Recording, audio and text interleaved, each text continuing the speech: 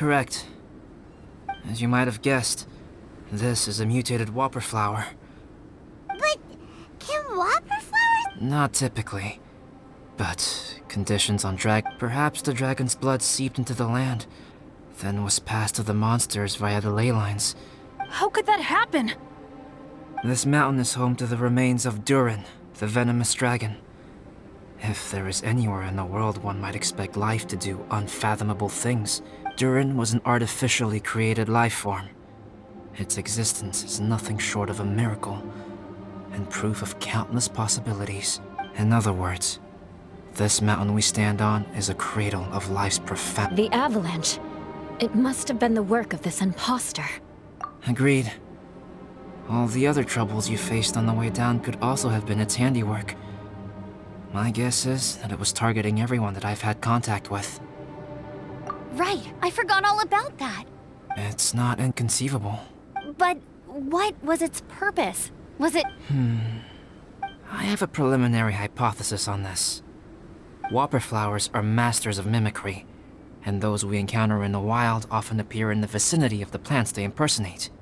In other words, the whopper flower likely has an instinct to replicate as a plant, and will disguise itself as another plant and infiltrate the group, hiding among them for cover. The plant being imitated has no way to detect or fight back, but when it disguises itself as a human... It wanted to replace you and infiltrate our group? Yes. Maybe it created the avalanche to get rid of us. I predicted this eventuality, so I availed myself of the avalanche. It was watching us the whole time. And when it saw that I had disappeared, its instinct was to take my place. At that point, its disguise was complete, and its next move was to hunt its prey. Yes, that's exactly how whopperflop... So when it approached and attacked Joel, what was that? A trial? Perhaps. Or maybe it enjoyed posing as a human, and wanted to experience what it felt. We're fortunate to have discovered it in time. I think the Traveler was the first person other than Albedo to notice something was wrong. Traveler, how could you tell the real... I want to know too. I had no idea the other guy was an imposter. They looked exactly the same to me. I see. It goes to show how difficult it is to impersonate a human. This mutant whopper flower tried its best to replicate the original exactly, but still managed to miss some details. Unbelievable. To think that Dragonspine creates such terrifying possibilities.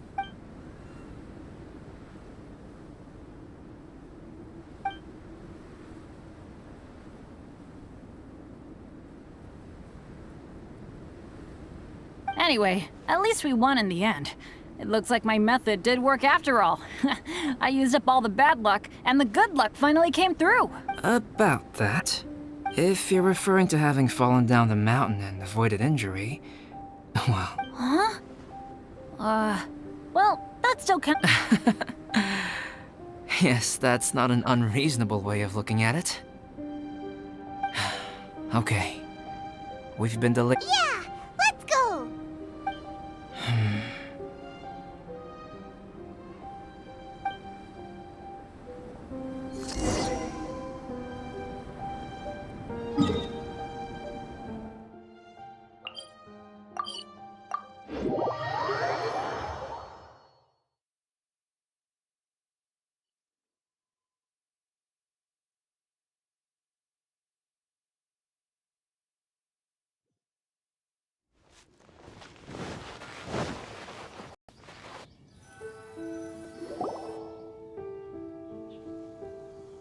Woohoo! I'm back! Cyrus doesn't seem to be here. He must have headed up the mountain. Let's wait for him. Amber, are you feeling better? Yep, all good now. Nothing to worry about. I don't know what I'd do without you guys. If not for you, I'd probably still be locked up. I really want to thank you all properly, but I can't think how at the moment. Huh? You must be pretty used to being on the receiving end of people's kindness by now, though, surely. You probably need it often enough, given your... situation. Come on, don't put it like that. Sure, plenty of people have shown me kindness before. But that doesn't mean I will ever take it for granted. No matter how many times people help me out in life, I will never forget any of them. Well, instead of repaying those who helped you, perhaps you could help others yourself. Everyone meets others in need from time to time. By choosing to be there for them, you're passing the kindness. Yep, you're right. That's what I've always tried to do, and will always continue to do. Right. And when Cyrus gets back, I'll find some way to help. This has been quite an eventful day. Yeah, it has. It's really hit me how tired I am now that I've started to relax. I need to rest. Everyone, please excuse me. Yeah, I need to get some water and maybe a piece of fruit. Once I'm rested up, I need to get... Well, it looks like the curse of the mountaineers who couldn't get off the mountain is finally... Feels like an action-packed chapter has come to a close. Why not? Then, please, come with me. You sensed something too, didn't you? Huh? Are you going back to your camp again? Okay. Might as well come with you. Good. Shall we set off right...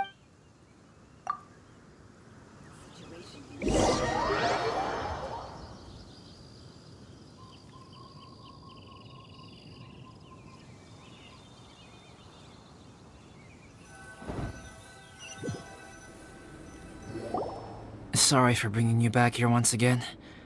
Some topics are best... Is this about the imposter? That's right.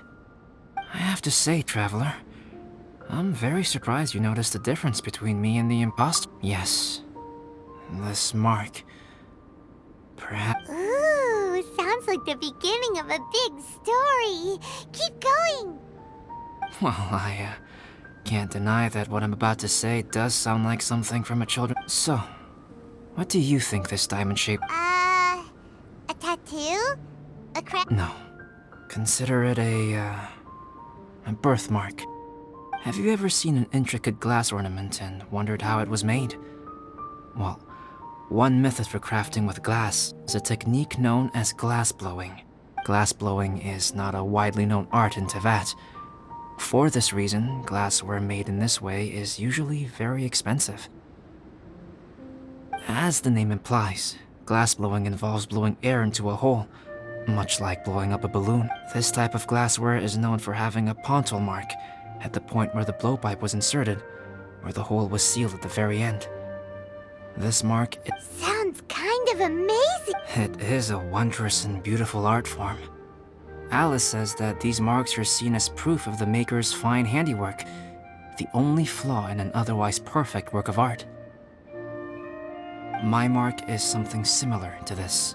The difference between synthetic and natural life lies in the directional flow of the life. The energy of a natural life form flows out from within. That's why flower buds bloom and curled leaves unfold. And it's the very reason we watch and wonder at blossoming flowers. Creating life artificially, on the other hand, involves, to a certain extent, the introduction of an external source of energy into the embryonic life form.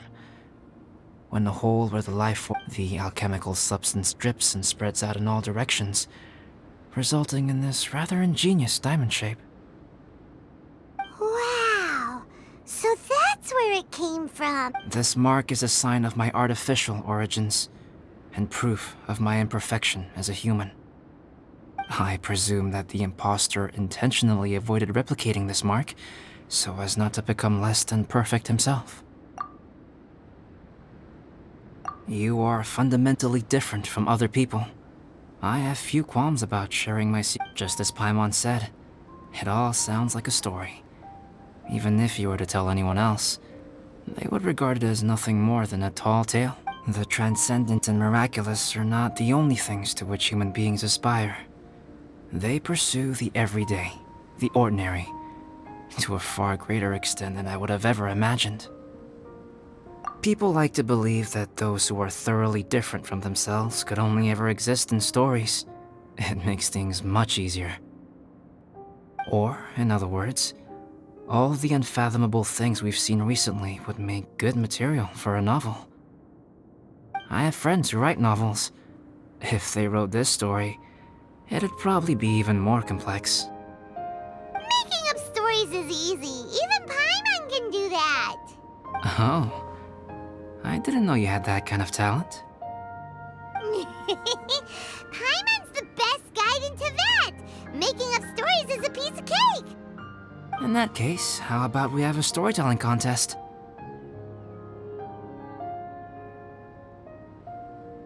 We can base our stories on the events of the last few days. Sounds great.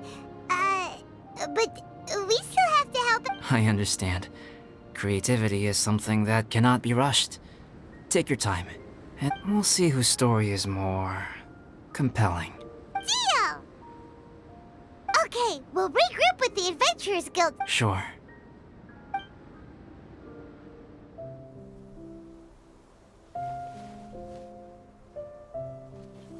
My story. Yes, I should have known. Master's failed specimen in the dragon's belly. This is where the story truly begins.